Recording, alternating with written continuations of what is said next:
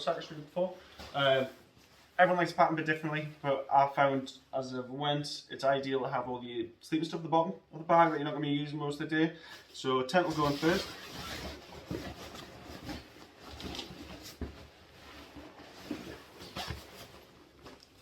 My sleeping mat, sorry, my sleeping bag. I'm going to put my sleeping clothes in there, my orange bag, dry bag, they've got the bottom with more sleeping things. Then I am going to have my clothes, waterproofs in here, which are in this dry bag.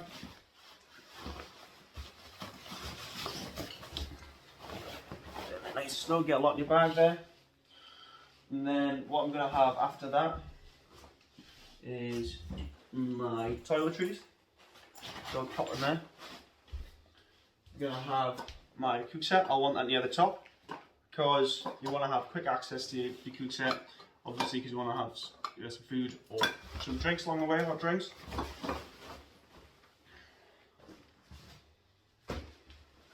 Got my micro towel near the top. And my knives and saw, I like to keep them on the side. Easy, quick to hand. They're not going to be affected by the rain and water. You could say they get rusty, but that would be okay. I like to pack a first aid kit at the top of the bag. For obvious reasons, you want to have them really close to yourself. My electronics, I want them close to hand and they fit nicely in the top of my bag. Also, my 4 of the hand warmers, one at the top, nice and easy fitting.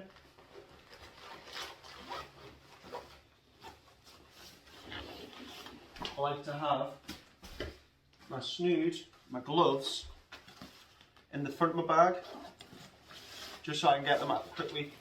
Can even ask a mate to just grab them at the back and pack for me. My tarp, I'm going to have that near the top. You never know when it's going to be needed to pull out your tarp. You might just want to pitch up just 2 seconds, you might find an opportunity. Ideal to have, the quick.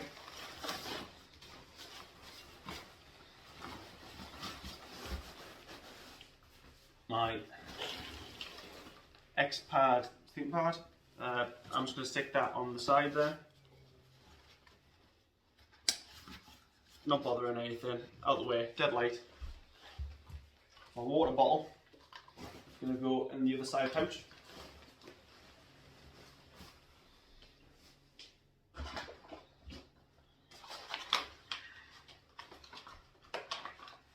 Sorry, the water filter.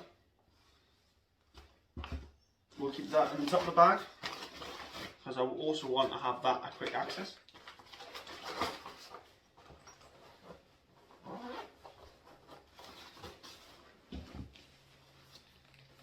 Walking poles.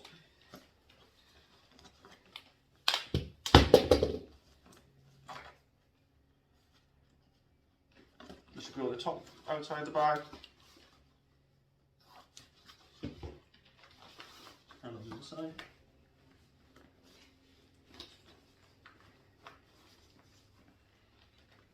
Nice and tight.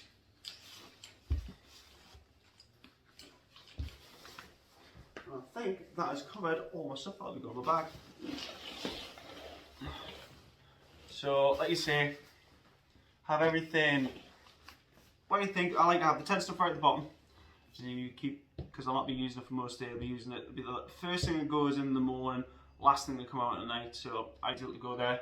Then I'll have my clothes and waterproofs in my red sack, which are easily accessible.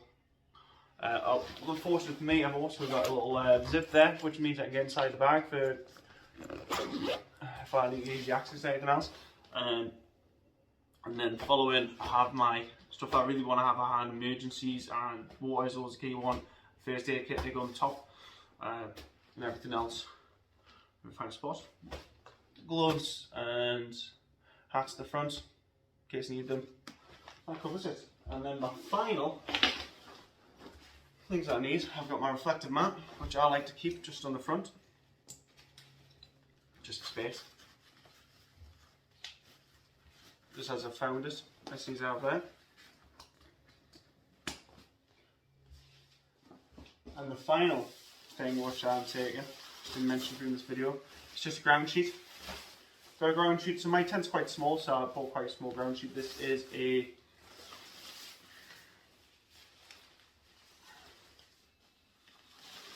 gear top ground sheet. They come in a range in sizes. I recommend. I've used it as a bit of a base for my tent. If you want to get more life out of your tent, ground sheet's ideal for a number of reasons.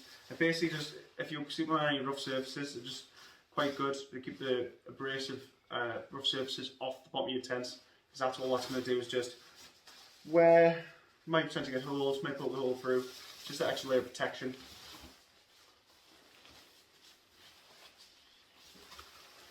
And also what I'll be using as secondary use, because my tent's got quite a small footprint, will act as also an extra mat.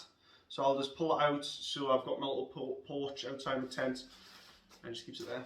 So that can go in. The top as well. And that covers it.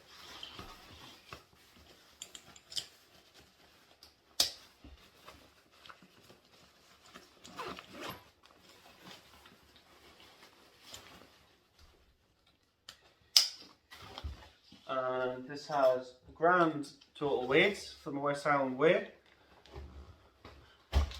Got to take into account that I'll probably be using the walking poles, but all my weight entirely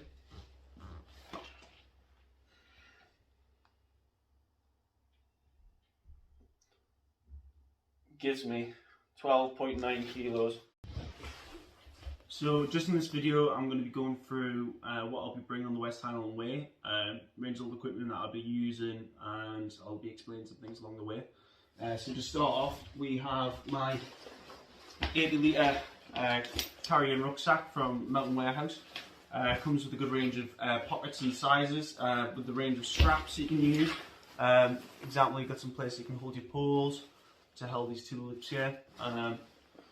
Plenty of pockets there in the back, adjusting for obviously to change to your back span, and a number of straps and attachments that you can do just to adjust for whatever you need. Next, I've got a 300 GSM, so I've got my Phantom Evo 300 GSM sleeping bag. GSM is just what that means. If people don't know, just means grams per square meter. Essentially, how many grams per meter means the warmer it'll be, essentially. So I've got 300 GSM, which is more the 3-season one. Stuff that you want to use in winter would be something 400 plus. You'd have to look into it for different comfort ratings. I've got my OEX Fox 1 tent, one-man tent. I've used it a few times, quite comfortable, quite a low profile, which just means it's quite low off the ground. Good for stealth. This weighs in at 1.2 kilograms. Quite a light tent. Very easy to set up. Comes with just a range of, comes with 2 poles, inner and outer fly sheets, which is quite easy just to assemble. Quite straightforward. About 5 to 8 minutes to set up. And it's cheap. I picked it up for about 50 quid for my first tent that I was going to use. I've had no problems with it yet. It's got about, I think it was 3,000 HH rating, so it's quite 3,000 to 5,000 HH rating, which you can find on the specs, which offers good rain protection. People have used them in gale force winds. I've had no problems with it yet. Another essential which I've found, which is my Trin Nordic sleep mat. You get a range of these from different brands, range of prices. They're unfortunately not insulated, but for what I need it for, it's really good for uneven ground. I've used straightforward. It comes with a pillowcase on top. Handy to have. One as light as you can get, really. That follows into when I mentioned it hasn't got any insulation, but to get around that, for colder seasons, I've bought just a reflector mat, which will just go as a basically an underlay underneath my sleeping mat, just to keep yourself and separate yourself from the ground, so you just don't, all your heat doesn't dissipate away through the ground when you're sitting on it. This is the thing, think about when you go and buy these things. I'll purchase it, only weighs 100 grams, dead light. And this moves on to my cook set. So my cook set, it's an Oakland set that comes with a burner. I've got my gas, but that's not provided by that, and go outdoors on another provider. And I've got 800ml pot and roughly 300ml pot, which quite good for your brews. This one is quite handy just for cooking your teas in. It's what I mainly use for cooking my food in. Then what I found to be really good, I've got MSR tripod, which for stove stand, which is ideal. Mine came with the plastic stove stand. It wasn't very good. It didn't really hold its place, but what I found with these, once I get it on, is it actually fits in the bottom and it's tight and secure. Good for stability, which I've found beneficial. I've had things spill on me in the past, wasn't great, so first case was just get a stove stand that actually fits. So move on to that. And I've had no troubles with this so far. It's been covered as for whatever I need it for. Put a range of meals in it, rices, slow cooked meals. Still figuring that along the way, but it's been good to me so far. Highly recommend getting a decent cook set that you like and use, and it's practical is the main thing. Bringing me on to my next thing, which is my first aid kit. And here it comes in with a range of plasters. Bust plasters also in there. It also comes with a little torch,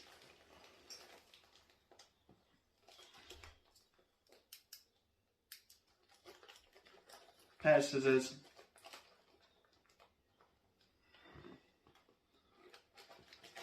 and a range of bandages.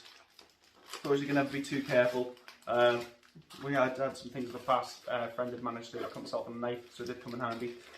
So well recommend having a first aid kit. Just for them times you don't think anything's going to happen.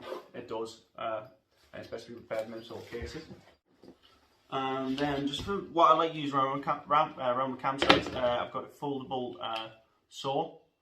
Depending where you are, which West Highland way, there may be some dead trees or anything that you may use to start a little fire if you need to, if you get wet during the day, and you need dry after clothes in your kit.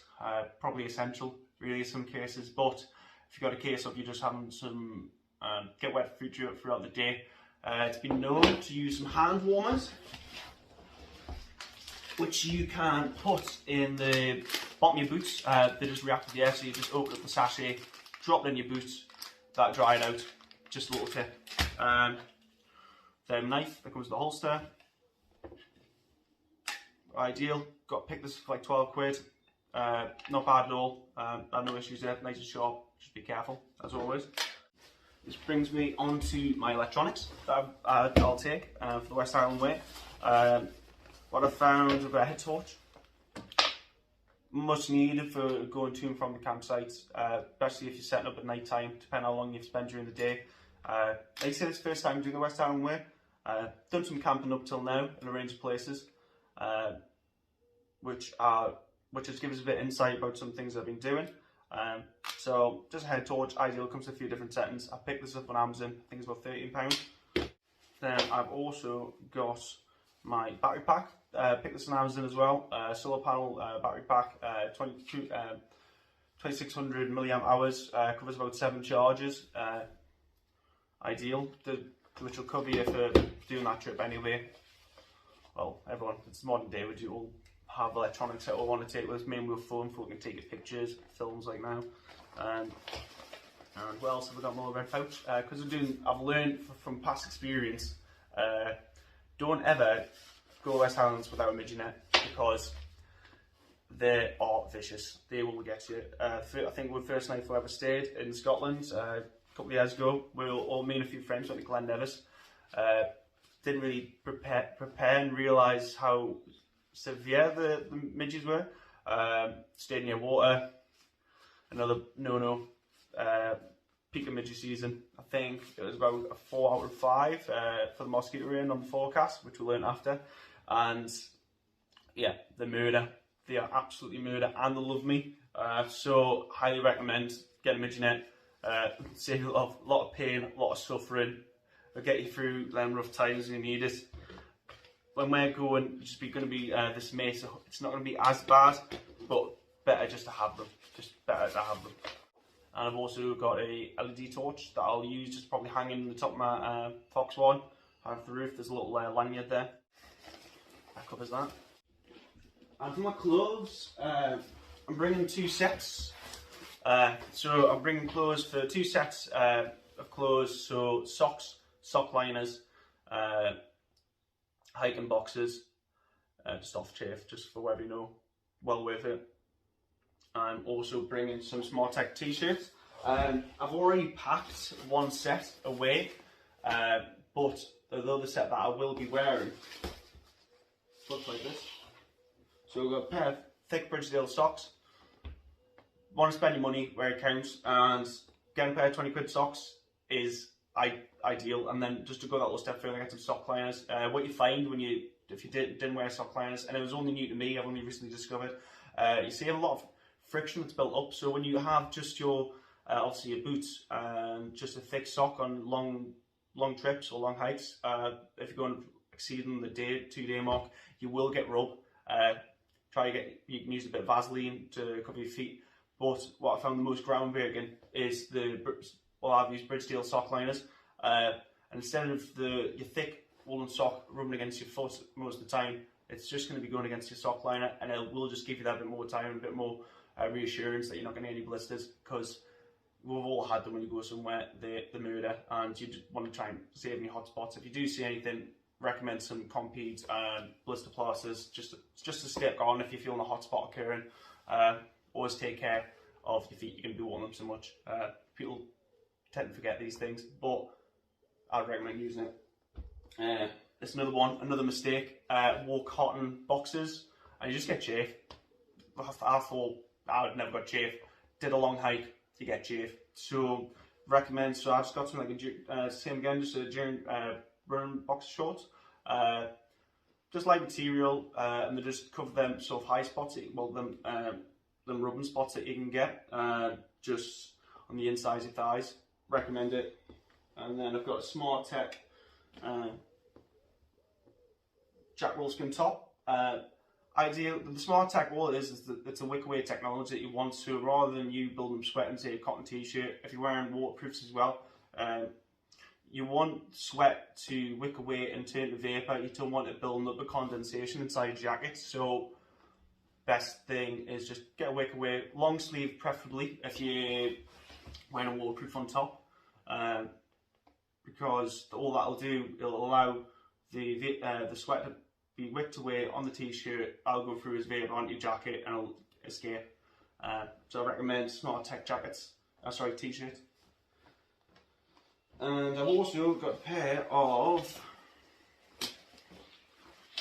Montane pants with zip-offs.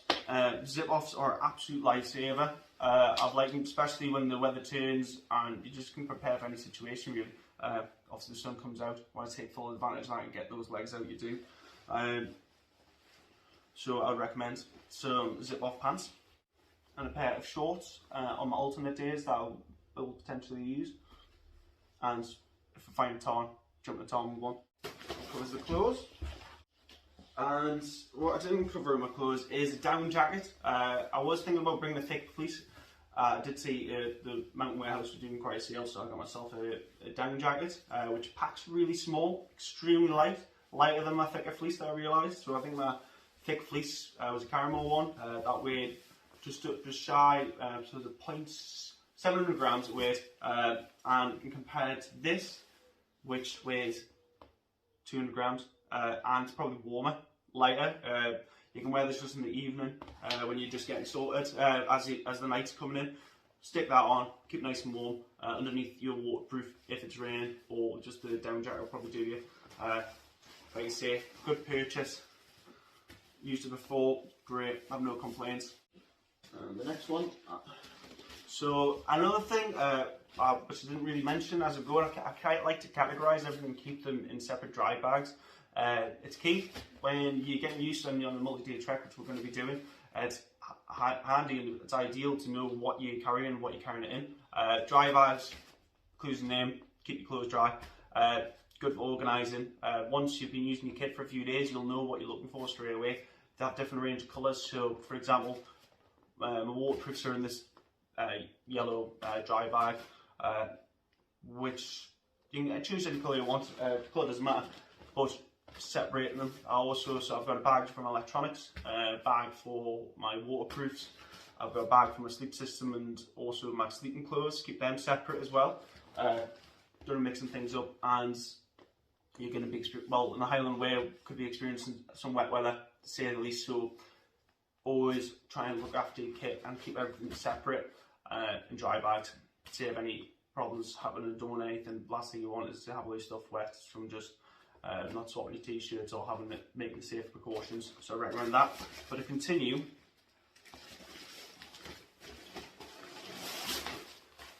I have a set of Bakehouse waterproof pants, which are hydrogel material, which is quite good. It has quite a solid HH rating. HH rating, if you didn't know, is hydrostatic head rating. All it basically means is how much how they test it. It's just a test of the tea. A column of water filled, I think it's by 1 inch, filled with 1,000 up to, so I'll have a measure and something on the side, 10,000 millimeters. So if you see something that has a HH rating of 10,000 millimeters, it means you can fill this column of water to 10,000 millimeters before it starts seeping through the jacket. All it's doing is applying pressure onto the fabric, and eventually, like all things, it's porous. Things will get through, and obviously get different ratings for different jackets. For the West Highland Way, I thought it would be appropriate to get something that has quite high HH rating. Also breathability, which is you're not too sure right now, but the main thing, you want to stay dry. So good HH rating, something to go for. So that takes me on to my waterproof jacket, which I spent a little bit more on. It's worth doing. I think justifiable if you've got the money, but like all cases, just do your research in the background. There's a range of things to know. It's an absolute minefield of different materials, different qualities, different brands, and just do your research. What I've found in my own time is you want to aim for something with a good, depending on your weather as well, you got to think about your situation. For example, I'm going to do the West Highland Way. It's likely going to be rain. It's going to be going into autumn, coming into spring. It's months now, heading into summer, but it's known to rain. So for my situation, I thought getting something above between greater than 10,000 HH rating, that usually covers some extreme heavy showers or torrential rain. When you go greater than that, it goes into 15,000, 20,000 HH ratings. That's something for mountaineering. You're not going to need it, so take that in the background. So to take this back, I've got a Gore-Tex jacket. Went for the Gore-Tex Pack Light. So this is the Mountain Equipment Men's Soltara jacket. The reason I chose this, one, good HH rating.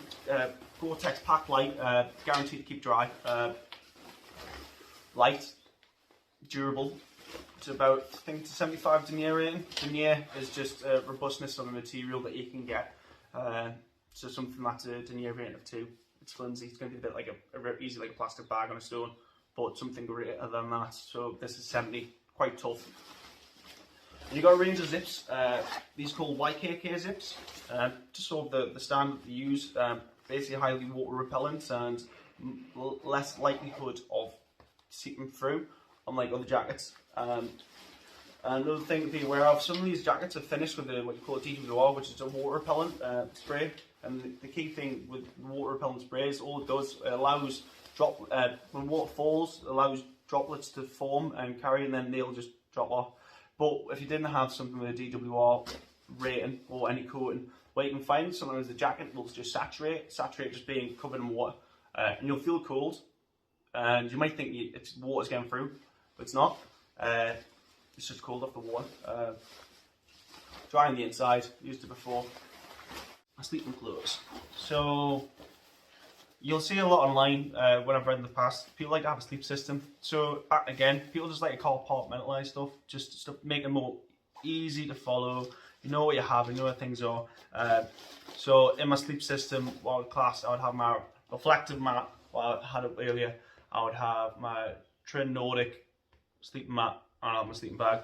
And then also along that, which I've got for the evenings, because it always gets chilly. Might not as bad, but I'm going to Scotland, so it's going to be a bit nippy in the night time. But just get some merino wool, the top and bottoms. This should do you. Just keep that chill away. Ideal for the evenings. Keep you warm on the sub-zero nights that we don't like sometimes. But if you prepare, you'll be okay. And dependent on what you're going to be sleeping in, sometimes it'll get a bit colder and you just need more layers. People recommend to just sleep with extra layers on, loose layers. If you've got constricting clothing on, sometimes that can cough the blood flow, which will just, like I say, stop you keeping us warm. Another tip would be, if you are going to sleep bag anyway, if you are cold, go to sleep bag, literally do some like push-ups or something just to get you warm, get the blood flow, because it's the heat that gets you warm in the sleeping bag. It doesn't generate heat, you are the heat.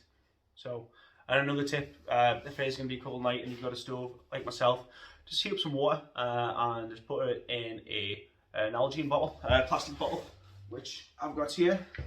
Fill that up with full of hot water, put in your sleeping bag with yourself, and that will keep you nice and toasty. So I've got my soya water filter, which probably one of the best purchases I've had. Use it just from running water, such as streams, rivers. You can use tarns. It's served me so well so far. Dead simple to use. I tend to use just a 2 litre pouch that it came with, but you can get litre ones. 2 litre pouch, just fill that up, full of the river water that you get. Fill that up, and literally it just gets pushed through this little filter.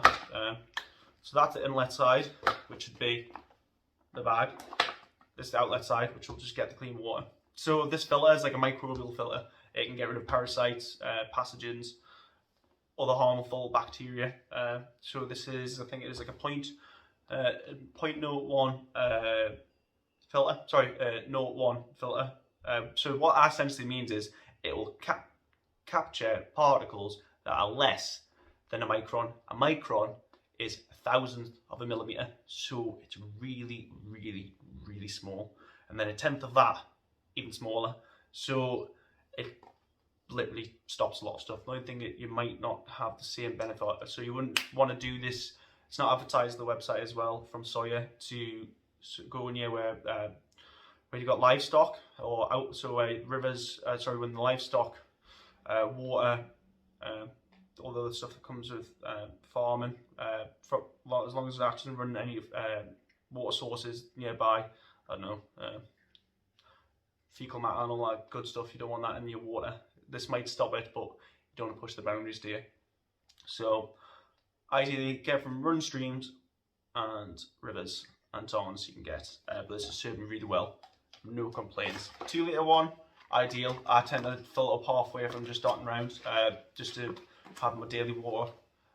But when it comes to the end of the evening, I'm going to pick up 2 litres along the way. That should cover a litre for drinking water, for whatever need, and maybe some brews, a couple of soups, and the last thing would be just for cooking with. You'll need water to cook with as well. So recommend. And all this is just a plunger that comes with it. All you do here, just general maintenance of it. Eventually the flow rate will go down. So the thing about it, you've got to do water come through on one side. Eventually that will have a build up and affect how much will come out the other end. So to get around it, you literally just fill this plunger full of clean water. Take off this top. Force through. This would be filled with clean water, by the way. Fill this clean water and push it through, and then you'll get water on the other side. That just cleans it. That's how you get the flow rate back to where it was. But I've not had to clean it too many times. I've just done it recently, just to improve it a little bit, but apart from that, no problems whatsoever. Highly recommend it. Costs us about 45 quid for the full set on Amazon. Perfect. Gloves and a snood. Snood's just good to have, keep you warm.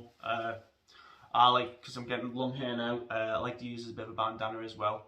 On the night times it's quite good. Use it as like a neck fleece and cover your face if you're on a cold night, and just a glove for.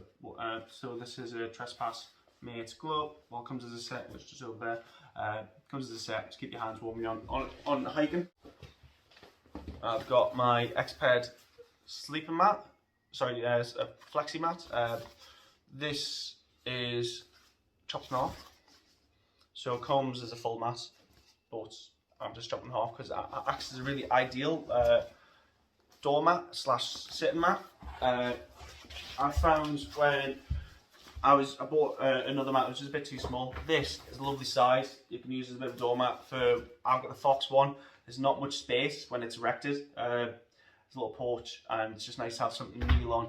Stop yourself getting a little bit wet. Keep you away from the cold.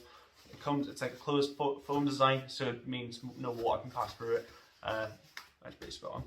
And that leads me up to the next item, which is just a micro towel. So my micro towel is just a micro fleece towel, dead small, dead light. I use it for just having to freshen up along the way. Just obviously, if you're coming over, you just want to have a little spruce yourself up, clean yourself, dry your face off. And another secondary use that I use it for, if you get condensation buildup over the night, the next day when you're packing away your bag, you just literally wipe down the excess condensation. Just getting rid of any water in your tent is beneficial for sleeping and maintenance, and just for setting up the next day. You don't want your stuff to get wet, just don't want it to happen. It's not good. So I've slowly incorporated it and dry stuff off. We had a -7 night that we were camping in, and I cleaned it off my tent the next day with this, and just to keep the little moisture away.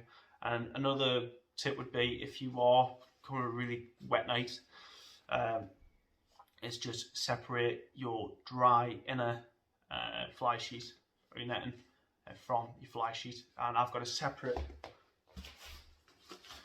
dry bag for that. So just take the fly sheet off, keep it separate, pop it in here, keep everything dry. Like you see, don't let transfer moisture in your rucksack for whatever reason. Reduce it when you can. And these are just some typical walking poles. I got Eurohike ones. They're £7 each. Surprisingly enough, I didn't use them for a long time, and they're a game changer. Just when you're taking a full pack and it's heavy, and you don't realise when you're going uphill, these really do help massively. I can't describe it. It's rather than spreading your weight across just 2 legs, you're spreading your weight across 4. And you can also drive yourself up the hills. Just gives a bit extra, gives you a bit of a break, takes a bit away from your core, so you're not getting absolutely wake up with a sore stomach the next day. And another one for people who don't know, because I found out the long way, these come with a tiny little cover on. Clue, there's a cover. Ideal if you run across concrete or flat ground, because underneath here, if it comes off, is carbon tips. So these are more ideal, get a lot more dig into the ground. So the points just the ideal for going across like gravel, off-beaten tracks. They actually stick in, just a lot more solid. Because if you're using just with the covers on, it can be quite slippy and they can slip out. Whereas these just dig in, spot on. And these also, when I take these as the secondary use, I'll use these to like erect my top, which I brought as well. That's going to be it's another lifesaver, which I'll show you now. Which is in here. There's a 3 by 3 meter top. Recently got them. They're great. Really recommend them. When you're just getting yourself in torrential rain or any situation, it's good to have in forests or whatever, or if you're just in open plains, literally set up a top first, then the rest of your kit's going to be dry when you set it up underneath. So if scenario B, if I was going to start chucking down middle of the Highland Way, I'd just be on a 15-mile walk, set up my top. Takes 2 minutes, a few knots. With my 2 poles, spread out. Get yourself a nice A-frame, which would be like a tent with 2 sides, like a pitched roof kind of thing. And then set your tent underneath. You'll stay dry. Top packs away nice and small. Well recommended. Top's a lifesaver.